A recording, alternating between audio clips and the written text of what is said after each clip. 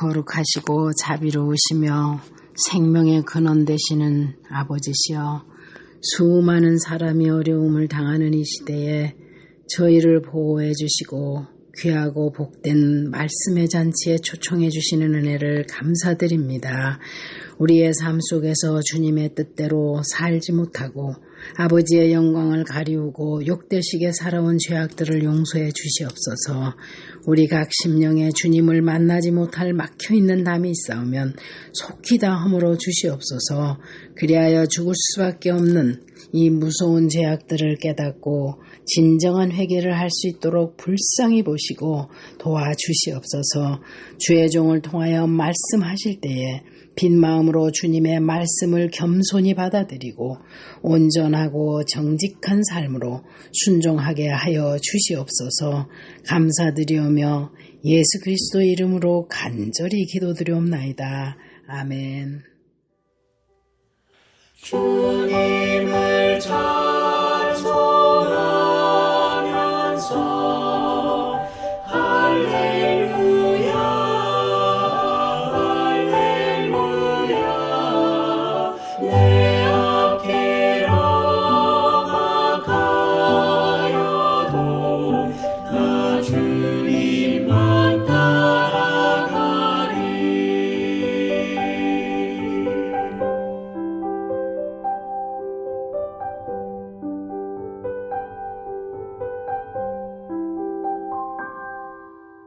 내 구주 예수를 더욱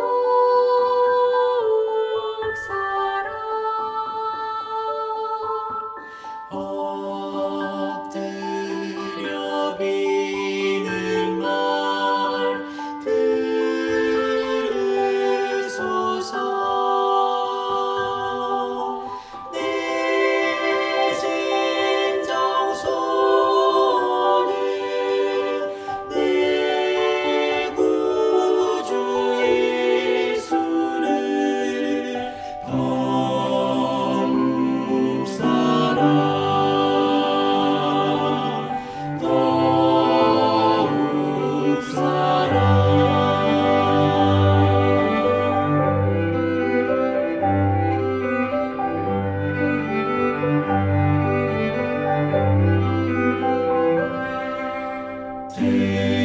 세상의 쾌락이 좋았으나 지금 내 기쁨은 오직 예수. 내 진정 소원은 내 구주 예수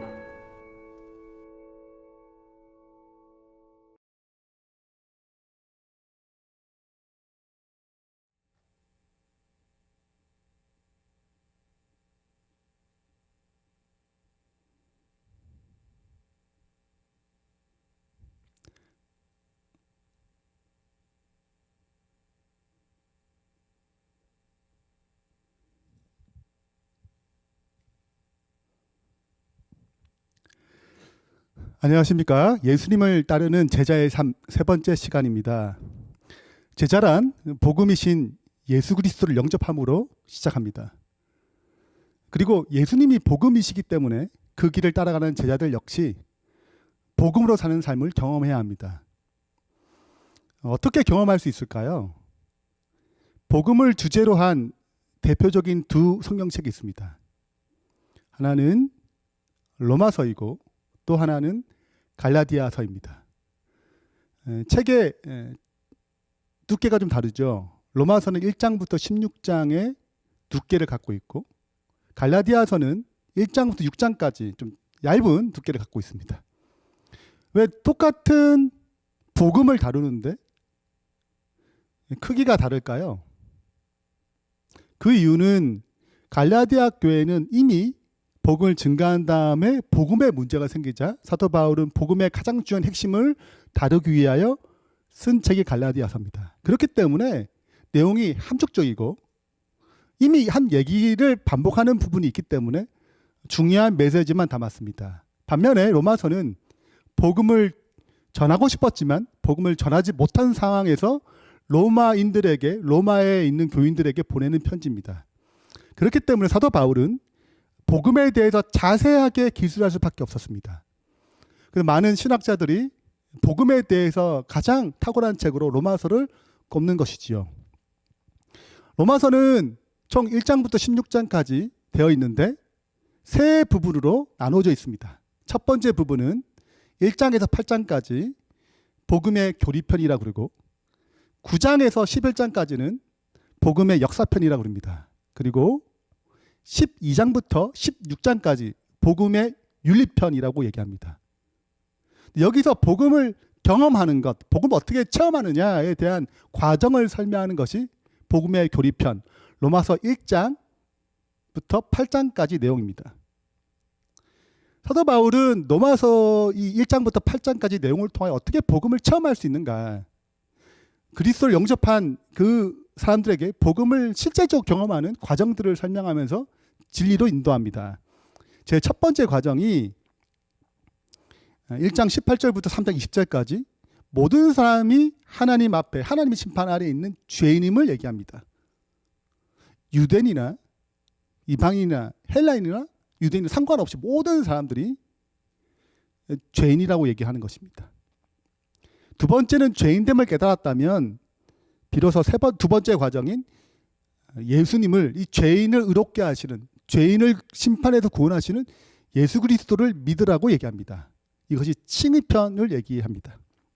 로마서 3장 21절부터 5장 끝까지 내용입니다.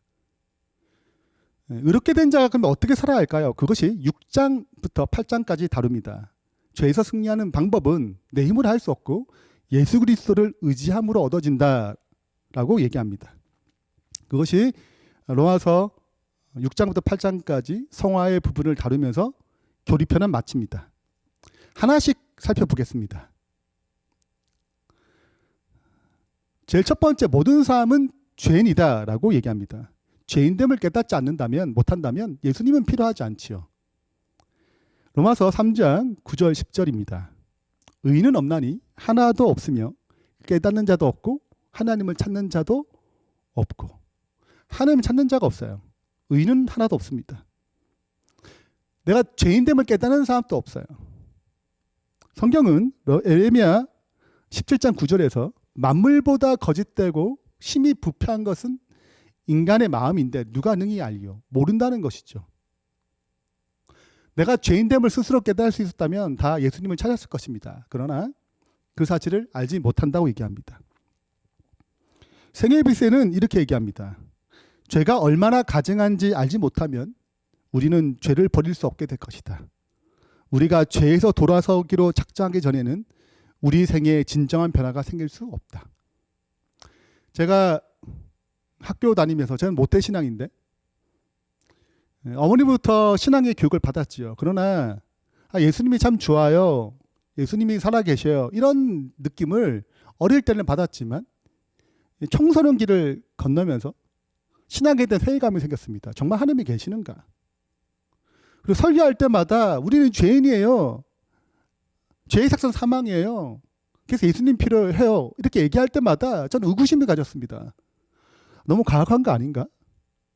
내가 얼마나 큰 죄를 지었길래 나를 죽이시는가? 이 세상의 법도 죄의 크기와 죄의 영향력이 있어서 거기에 따라서 어떤 사람은 뭐 사형을 시키지만 웬만큼은 사형을 시키지 않고 그 죄에 맞게 형벌을 내리는데 어떻게 하나님께서는 모든 사람을 다 죄를 있다고 그래서 다 사망을 시키시는가? 이해할 수 없었습니다. 그리고 내가 죄인 것 사실 자체도 받아들이기 어려웠어요. 내가 죽을 만큼 죄인인가? 그 죄를 지었지. 내가 죽을 만큼 죄인인가? 죄가 얼마나 흉악하고 죄가 얼마나 가증한지 얼마나 파괴적인 힘을 갖고 있는지 잘 알지 못했습니다.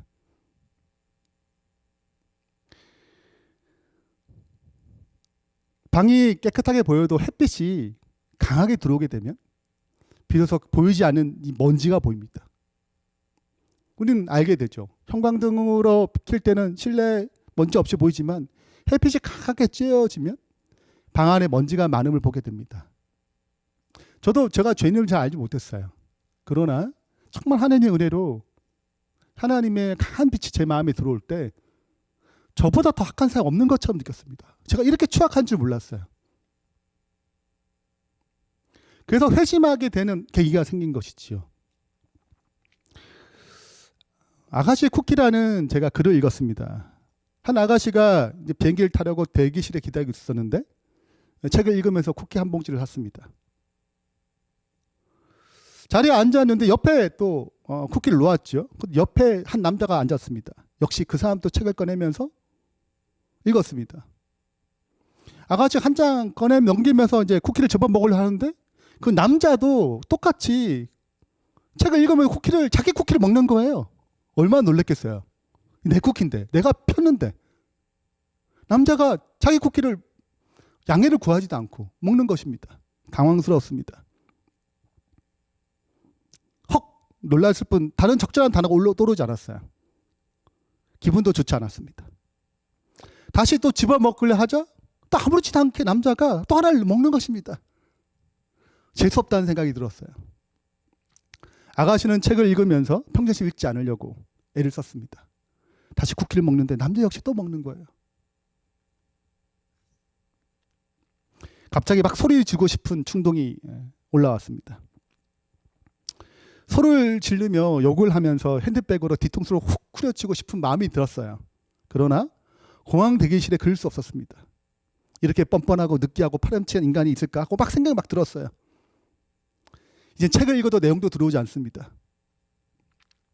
억울했어요. 내 쿠키인데. 쿠키는 이제 거의 다 먹게 됐고 딱 하나 남았습니다. 그 하나를 남자가 반쪽을 쪼개면서 자기한테 주는 거예요. 얼마나 당황스럽겠어요? 또 그것도 받아 먹었어요. 그게 더 화가 났습니다. 치욕이야. 속이 부들부들 떨렸습니다. 속히 비행기를 타라는 방송이 들리자 그 자리를 떴습니다. 비행기 좌석에 앉았어요. 그리고 아직도 생각이 나는 것이 남자와 쿠키 이야기가 생각났어요. 쿠키에 대한 사정을 생각났습니다.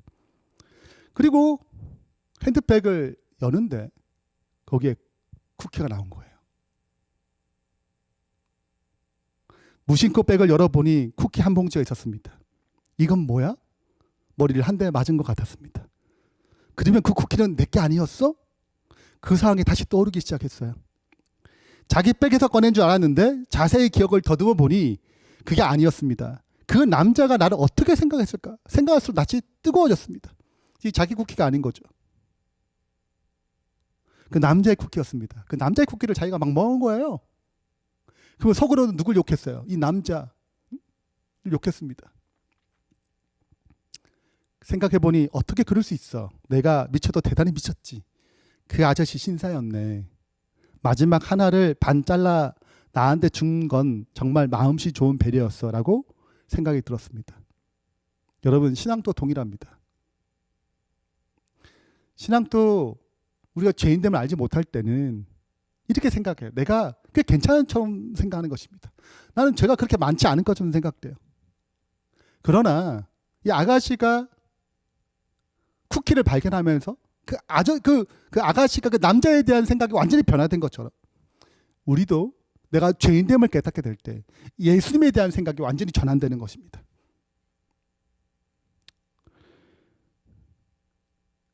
그래서 로마서는 두 번째 부분에서 죄인을 의롭게 하신 예수 그리스도를 소개합니다. 내가 죄인됨을 깨닫게 하신 하나님의 역사가 들어오고 이 죄인에게 필요한 예수 그리스도, 나를 구원하시는 예수 그리스도를 소개하는 것이죠.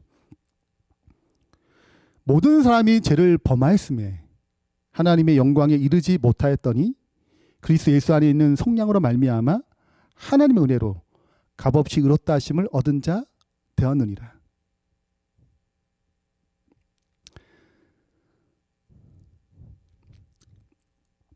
한 여성도님이 목사님에게 찾아왔습니다. 아래 토레이 목사님께 찾아왔어요. 목사님, 저는 화끈하게 뜨겁게 은혜 충만하게 살고 싶습니다. 이게 쉽지 않아요. 그래서 목사님의 말씀을 들으면 좀 그런 마음이 또 오르니까 그 목사님을 쫓아다니고 있습니다.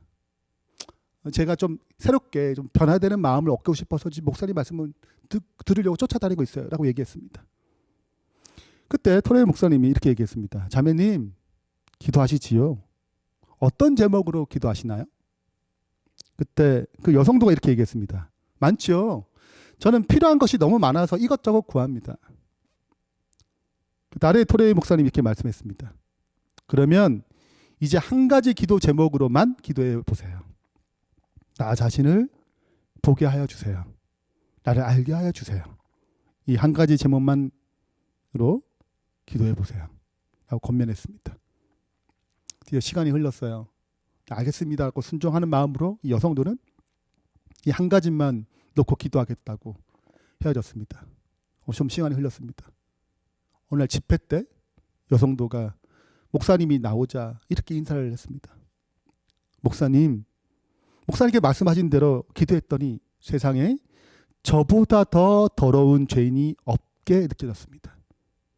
모든 세상 사람은 다 깨끗하게 보이고 저만 더럽게 보였습니다. 내가 그렇게 추악할 수밖에 없고 추악하게 보이는 것입니다. 그때 아래 토레 목사님이 이어서 얘기합니다. 자매님, 그러면 이제 이렇게 기도해 보세요.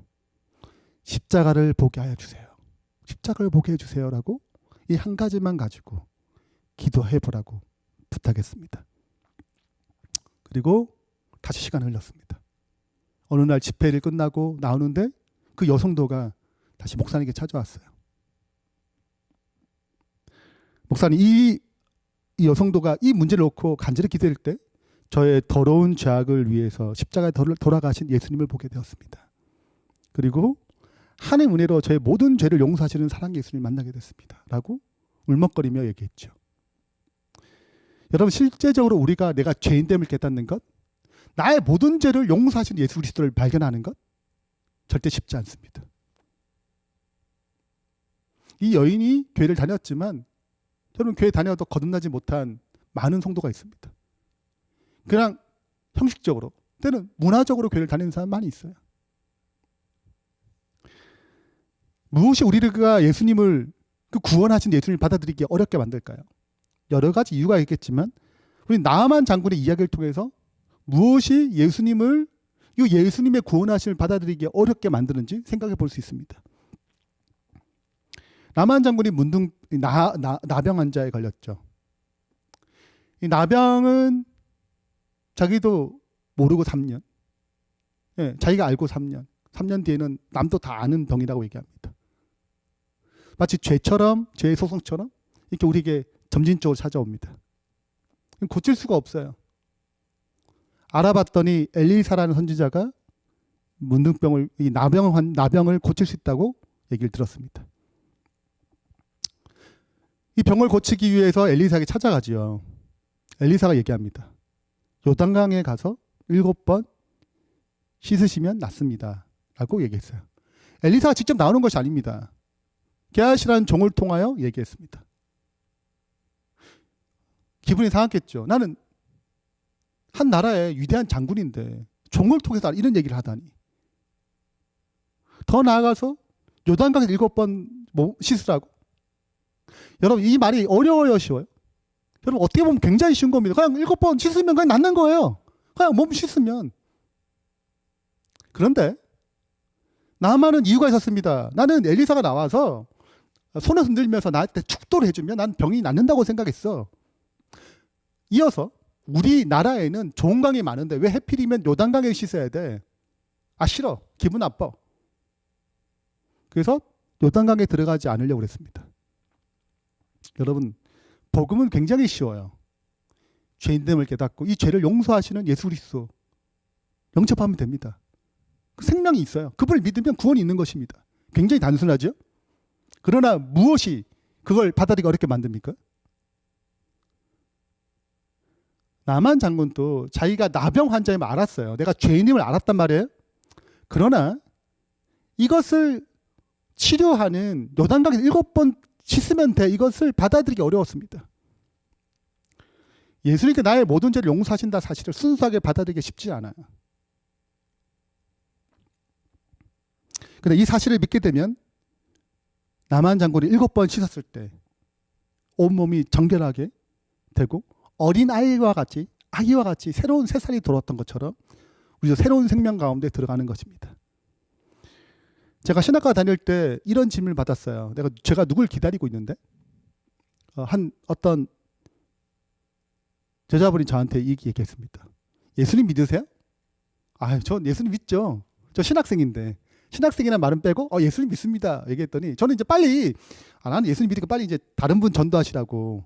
이게 이제 저 누굴 기다리니까. 그게 이제 넘어가려고 했는데 그분이 이어서 이렇게 얘기했습니다. 그러면 구원 받았습니까? 라고 묻는 거예요. 제가 순간적으로 구원 받았습니까? 질문을 받았을 때 제가 선뜻 네, 구원 받았지요. 라고 얘기를 못 하겠습니다. 뭐가 생각이 떠오르냐면 요즘 내가 기도와 말씀 생활 잘하고 있나? 내가 예수님이 원하시는 삶을 살고 있나? 이런 저런 생각이 막 주마등처럼 이렇게 지나가는 것입니다. 제 삶을 보니까 떳떳하게 얘기를 못 하겠어요. 제가 좀 머뭇머뭇거렸습니다. 이제 생각을 하는 거죠. 머뭇머뭇거린 것입니다. 그리고 또 제가 또 신학생인데 또 뭐 못 받았습니다. 그냥 이게 그렇잖아요. 그래서 제가 뒤늦게 받았습니다라고 인사하고 헤어졌어요. 제가 그 생각이 지금도 나는 중요한 이유 중에 하나는 이런 질문이 왔을 때 나는 예수님을 생각하지 않고 내가 지금 어떻게 살았는지, 난 신앙생활 잘하고 있는지, 말씀 보고 기도 좀 잘하면 마치 구원이 있는 것 같고 내 감정이 눈물 흘리고 좀 신앙적인 감동을 받으면 지금 예수님 딱 오시면 좋겠다는 생각을 하는 것 등은 구원의 근거를 나의 삶 속에서, 나의 감정 속에서, 나의 행동 속에서 찾는 것과 똑같은 것입니다. 요한복음 로마서 3장 21절부터 5장 끝까지의 내용의 핵심은 구원의 근거는 나의 행동이 있지 아니하고 예수 그리스도를 믿음으로 얻어짐을 얘기하고 있습니다. 당신 구원 받았습니까? 라고 질문해서 나의 구원의 기초가 내가 아니고 예수님이어야 되죠. 포도나무의 비유처럼 포도나무는 예수 그리스도를 얘기합니다. 그 가지는 우리죠. 가지가 생명을 얻는 것은 나무에 붙을 때만 생명을 얻습니다. 근데 생각해 보세요. 좀 잘못했다고 해서 가지가 생명이 없다가 좀 다시 회개하면 생명이 있다가 이런가요? 그렇지 않아요. 물론 연결이 희미해지면 식어지고 시들어지고 문제가 생기겠죠. 그러나 생명을 잃는 것은 아닙니다. 내가 죄를 지었다고 해서 받은 구원이 없다가 다시 회개하면 다시 생겼다가 구원이 있다가 없다 그런 것이 아닙니다. 물론 우리가 끝까지 구원 회개케 하시는 그 역사를 거절하게 되면 받은 구원을 잃어버릴 수 있겠지만 구원은 왔다 갔다 하는 방식이 아니지요. 그래서 저는 잘못된 구원관을 가지고 그렇게 생각한 것입니다. 제가 복음을 깨닫게 로마서를 통해서 복음을 깨닫게 되었을 때 내가 받은 구원이 있다가 없다 이런 것이 아니구나. 내 구원의 근거가 나 행위에 있지 아니하구나. 예수님께서 이루신 십자가 거기에 있구나. 나의 죄를 해결하신 그곳에 구원의 근거가 있구나. 라고 깨닫게 된 것입니다. 이렇게 해서 우리는 거듭난 칭의를 경험하는 것입니다. 그러나 칭의로 끝나지 않습니다. 로마서 6장 8장은 더 나아가서 죄에서 승리하도록 그리스도인 다음 삶을 살도록 사랑의 열매를 맺도록 이끌어가는 것입니다. 그러나 죄에서 승리하는 삶은 내 힘으로 할 수 없고 내가 할 수 없는 그것을 이루시는 예수 그리스도께 있다라고 얘기하고 있습니다.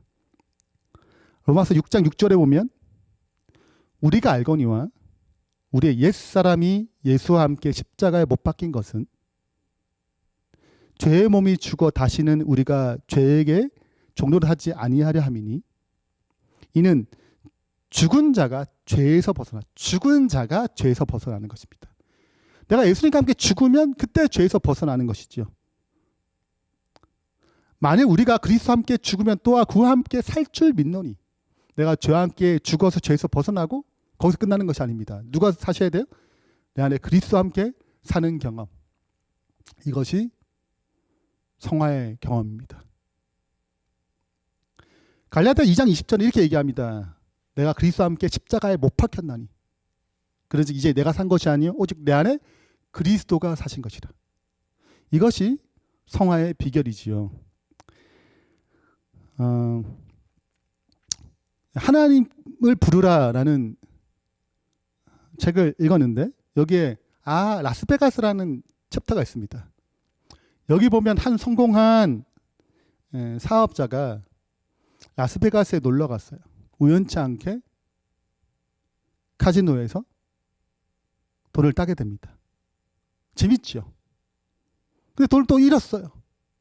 이러니까 그걸 찾고 싶어서 계속 카지노에 들어가면서 도박에 빠지게 됩니다. 돈을 딸 때마다 막 이렇게 카타르시즘 같은 게 느껴졌는가 봐요. 그리고 돈을 잃게 되고 빚을 지게 되고 부부 사이에도 이혼의 문제까지 들어갔습니다. 아내가 하루는 여보, 우린 더 이상 이렇게 살면 당신이 이렇게 살면 더 이상 같이 살 수 없어. 돈이 들어올 때마다 도박장에 가서 돈을 쓰니까. 그래서 마지막이야. 우리 이 중독을 해결할 수 있는 말씀 세미나에 들어가서 이 문제를 진지하게 해결해 보자고 얘기했습니다. 남편도 자기 문제를 알았어요. 근데 자기 힘으로 끊을 수 없는 것입니다. 아내와 함께 그 말씀 집회에 들어가게 되고 거기서 중요한 교훈을 깨닫게 됩니다. 이건 내 힘으로 할 수 없다. 외부로부터 나를 넘어뜨리게 하는 강력한 힘이 있다. 내 안에 죄의 본성이 있지만 외부로부터 강력한 나를 넘어뜨리는 힘이 있는 거죠.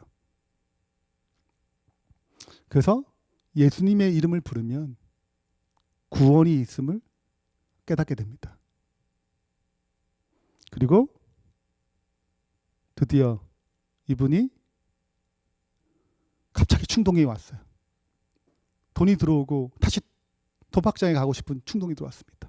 그때 배웠던 세미나의 말씀이 생각났습니다. 그래서 무릎을 꿇고 기도하기 시작했습니다. 그가 태어나 처음으로 자신과 치열한 싸움에 시작된 것이다. 죽기 아니면 살기로 예수님을 부르기 시작하였다. 10분이 지나고 20분이 지났다. 계속 충동이 강하게 생기는 것입니다. 그래도 욕망은 계속 타올랐다. 그는 포기하지 않았다. 더욱 굳은 결심을 하였다. 다시 전력을 다해 예수님을 불렀다. 그는 절대로 도박을 하지 않겠다고 결심한 것이 확고부동하게 자신의 마음이 확인되는 순간 기적이 일어났다. 그렇게 뜨겁게 타올랐던 욕망이 한순간에 스르르 사라져 버린 것이다. 너무나 신기했다. 믿어지지 않았다. 그러나 확실한 것이었다. 그는 도박뿐 아니라 담배도 술도 이렇게 해서 다 끊었다. 원리가 같기 때문이다. 이것이 성화의 힘입니다. 생애 비세는 이렇게 기록하고 있습니다. 많은 사람이 저희 혼자서 무슨 일을 좀 해야 한다는 관념을 가지고 있다. 저희는 죄사함을 받기 위하여 그리스도를 의지하였으니 이제는 저희 자신의 힘으로 옳은 생애를 살려고 노력한다. 그러나 이러한 노력은 모두 실패할 것이다. 예수께서 말씀하시기를 나를 떠나서는 너희가 아무것도 할 수 없음이라고 하셨다. 여러분, 우리의 힘으로는 죄의 세력을 이길 수 없습니다. 더 강하신 분 예수 그리스도를 붙잡아야지만이, 내가 할 수 없는 것을 이루시는 그리스도를 붙잡아야만이 승리를 할 수 있는 것입니다. 만약 내가 할 수 있었다면 우리는 그리스도가 필요하지 않을 것입니다. 그러나 우리가 할 수 없기에 그리스도가 필요한 것이죠. 이 그림은 제 아들이 갈릴리 바다를 지나면서 큰 폭풍우를 만나자 이 폭풍과 싸우는 내용입니다. 그들의 모든 힘을 다하여 폭풍우를 대적했으나, 살려고 했으나 살 수가 없었어요. 그들의 재능과 그동안에 가졌던 바다의 기술들이 다 소용이 없었습니다. 그래서 예수님을 깨웠어요. 예수를 보게 된 거죠. 예수님 통해서 살려달라고. 이 거친 풍랑을 이길 수 없다고. 예수님께서 바다야, 파도야, 잔잔하라, 고요하라고 말씀하셨습니다. 그리고 큰 파도를, 큰 풍랑을 잔잔케 만드셨습니다. 시대소망은 이 사실을 통해서 영적인 교훈을 던집니다. 이 경험에는 중요한 영적인 교훈이 있다고 얘기하죠. 태풍을 잔잔하게 하신 이적 가운데서 또 하나의 영적 교훈이 있다. 각 사람의 경험은 오직 의인은 능히 안정치 못하고, 오직 악인은 능히 안정치 못하고 요동하는 바다와 같으니. 악인의 마음이, 죄인의 마음은 요동하는 바다와 같아요. 풍랑치는 바다와 같습니다. 내 하나님 말씀에 악인에게 평강이 없다 하셨느니라. 평강이 없어요. 우리 마음은 우리의 정욕과 우리의 감정을 컨트롤하기에 한계가 있는 것입니다. 우리의 평화를 파괴한 것은 죄다. 자아가 정복되지 않을 때 우리는 쉼을 얻을 수 없다. 인간의 힘으로는 마음을 지배하는 격정을 다질 수 없다. 제 아들이 성난 폭풍을 잔잔케 하는데 무력하였던 것처럼 우리도 이 점에서 무력하다. 그러나 갈릴리 바다의 큰 물결을 향하여 잔잔하라고 말씀하신 그분께서는 각 사람에게 평안하라고 하신다. 태풍이 아무리 격렬할지라도 주여 구원하소서라고 부르짖으면서 예수께 돌아오는 자들은 구원을 얻을 것이다. 그래서 성화는 내 힘으로 그것을 처리하기 위해서 인내하는 것이 아닙니다. 감정을 억누르는 방식이 아니죠. 내가 할 수 없는 그것을 이루시는 그분께 맡기는 것입니다. 그분을 부르짖는 것입니다. 승리가 올 때까지 그분을 찾는 것입니다. 그러면 그 감정의 격한 감정이, 요동치는 감정이, 분노가, 욕구가 끝을 맺습니다. 그리고 마음이 잔잔하고 평안하게 되는 것입니다. 그 나쁜 습관들, 죄악된 습관들을 끊을 수 있는 능력이 거기에 있는 것입니다. 우리는 제자들처럼 예수님을 찾지 못하고 넘어질 때가 있습니다. 실수할 때가 있어요. 근데 여러분, 서커스를 생각해 보세요. 서커스에 보시면 그네를 타면서 점프도 하고 손도 잡고 막 많은 묘기를 펼칩니다. 근데 이렇게 대담한 기술을 펼칠 이유가 뭘까요? 그 이유는 그 밑에 무엇이 있냐면 안전망이 있어서 그렇습니다. 그물이 열려 있어요. 혹시 손을 놓칠 수 있어도, 손을 놓쳐도 뭐가 있어요? 안전망이 있는 것입니다. 그리고 다시 일어나서 또 연습을 합니다. 그 묘기가 완성될 때까지. 안전망이 놀라운 묘기를 더 잘할 수 있도록 담대함을 주는 것처럼 예수님을 통한 죄사 역시 말씀을 더 잘 순종할 수 있도록 대담함을 주는 것입니다. 우리가 죄를 지을 수 있어요. 그것은 죄를 더 지으라고 남용하기 위한 것이 아닙니다. 우리가 그리스도를 닮아가는 과정에서 넘어지고 죄를 지을 수 있어요. 그리고 우리가 예수님께 회개하면서 용서를 구합니다. 죄사함을 받아요. 그것은, 그러한 삶은 다시금 승리하기 위해서, 더 아름다운 그리스도를 담기 위해서 하는 과정인 뿐입니다. 그것이 더 죄를 짓도록 만드는 모습이 아닌 것이죠. 예수님께서는 이 일을 위해서 십자가를 준비했습니다. 십자가는 우리가 그리스도인다운 삶을 살 수 있도록 하기 위한 것뿐만 아니라 우리가 넘어질 때 우리의 죄를 사하시고 다시 일어나서 그 길을 걸어가 갈 수 있도록 그리스도를 닮아가는 삶을 살 수 있도록 하기 위한 장치인 것입니다. 그래서 우리가 죄를 범할 때 좌절할 필요가 없습니다. 다시 일어나야 됩니다. 의인은 7번 넘어져도 다시 일어나는 사람이 의인이라고 얘기하는 것입니다.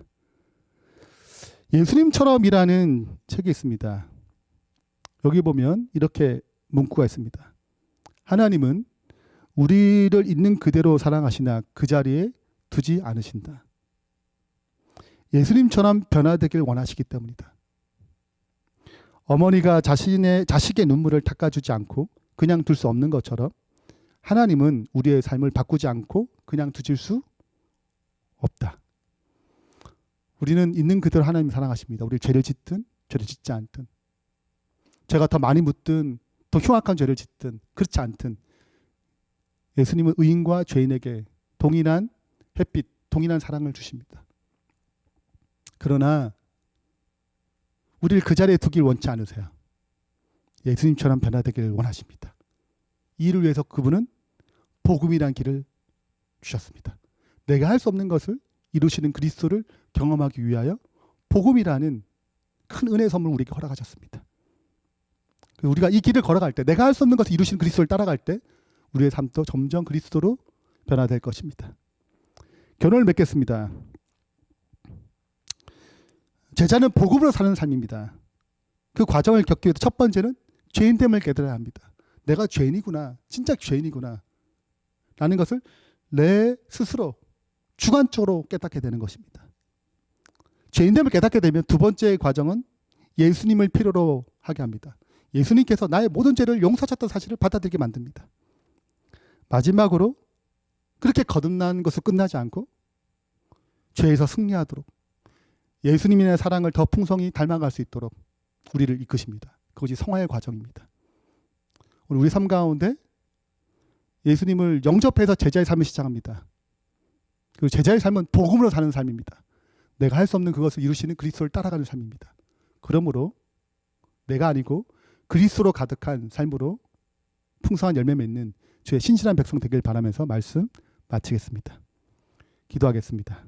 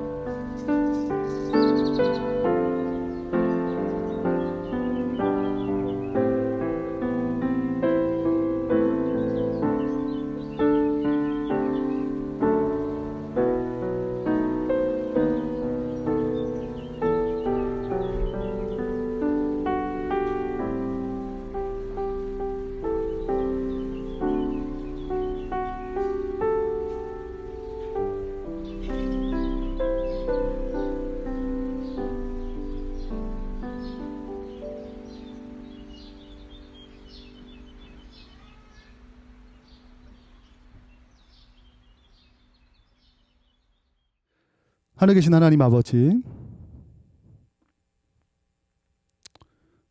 오늘 우리를 위하여 십자가에 죽으시고 죄인에게 영원한 생명을 주기 위하여, 진정한 행복을 주기 위하여 우리에게 큰 구원을 허락하신 예수 그리스도를 바라봅니다. 그 귀한 선물 허락하심을 감사드립니다. 이제 우리가 죄인됨을 진정으로 깨닫고 예수님을 통하여 구원받을 뿐만 아니라 내가 할 수 없는 죄와의 싸움에서 승리할 수 있도록 그리스도를 붙잡음으로, 그분을 의지함으로 날마다 승리를 거두는 주의 종 되도록 아버지여 축복해 주시옵소서. 혹 넘어지더라도 죄에서 승리케 하신, 죄를 넉넉히 용서하시는 그리스도를 바라보고 다시 일어나서 주의 길을 걷는 자녀 되도록 도와주시옵소서. 예수 그리스도 이름으로 축원하며 기도합니다. 아멘.